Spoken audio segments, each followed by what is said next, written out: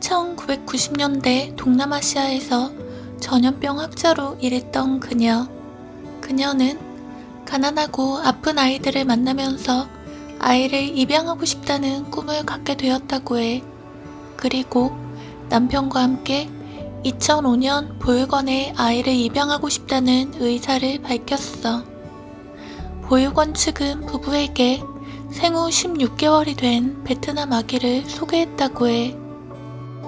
쌍둥이 형과 함께 조산으로 태어난 아기는 혈관종 등 건강에 문제가 있는 아기였어.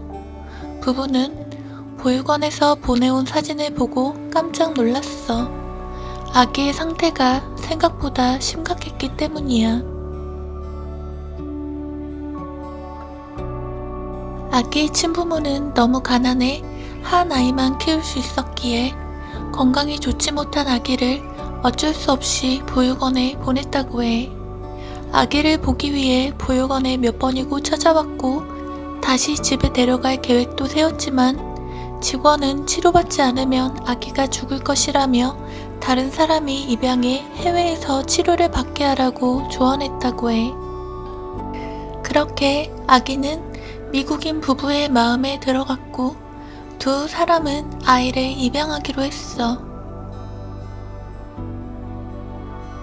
부부는 미국으로 돌아온 지 2주 만에 딸을 낳게 되고 막 태어난 딸과 에티오피아에서 입양한 다른 아이들 그리고 베트남 아기까지 입양하면서 가족은 7명 대가족이 되었어.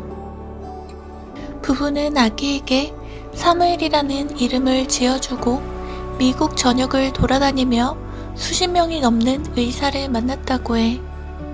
하지만 심각한 상태에 아무도 수술을 맡아주지 않았어. 다행히도 오랜 기다림 끝에 한 의사가 수술에 동의했고 사무엘은 성공적으로 5번의 안면 수술과 2번의 눈 수술을 받았어. 하지만 문제는 여기서 끝나지 않았어. 사무엘은 여전히 다른 아이들에 비해 말과 행동을 배우는 속도가 느렸다고 해.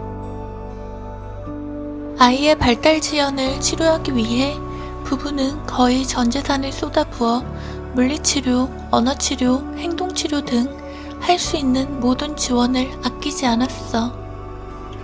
친형제는 아니지만 다른 아이들도 사무엘을 위해 노력했다고 해. 사무엘은 매체와의 인터뷰에서 말했어. 부모님은 엄청난 의료비를 지불해야 했을 뿐만 아니라 형제 자매와 함께 저에게 걷기, 말하기, 읽기 등을 가르쳐 주었습니다. 나는 그들 덕분에 다른 아이들과 다르지 않게 자랄 수 있었습니다. 이런 가족의 노력 덕분에 사무엘은 고등학교를 졸업한 후 전액 장학금까지 받으며 대학 진학을 앞두고 있다고 해. 부부는 아시아인이 거의 없는 곳에 사는 사무엘이 자신의 뿌리를 잃지 않게 하기 위해 미국의 다른 지역에서 열린 베트남 전통 축제에 데려가는가 하면 베트남에 관한 책을 사주기도 했어. 그리고 최근 부부는 사무엘의 친부모를 찾아주기 위해 노력하고 있다고 해. 그러던 어느 날 베트남에 사는 한 여성이 사무엘의 어머니라고 주장하며 연락해 왔다고 해. 현재 DNA 검사를 의뢰한 상태라고 해. 부부는 말했어. 18살이 된 사무엘에게 가장 의미 있는 선물을 주고 싶었습니다. 여성이 사무엘의 친어머니로 밝혀지면 함께 베트남으로 가 재회하게 해줄 거예요.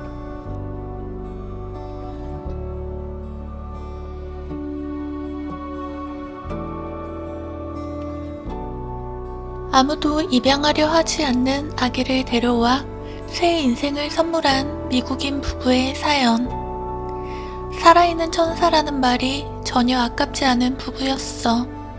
부부가 정말 대단하고 존경스럽다는 생각과 더불어 건강하고 멋지게 잘 자라준 사무엘 또한 참 다행이라는 생각이 드는 것 같아. 가족 모두 지금의 밝고 아름다운 모습으로 앞으로 꽃길만 걸었으면 좋겠어.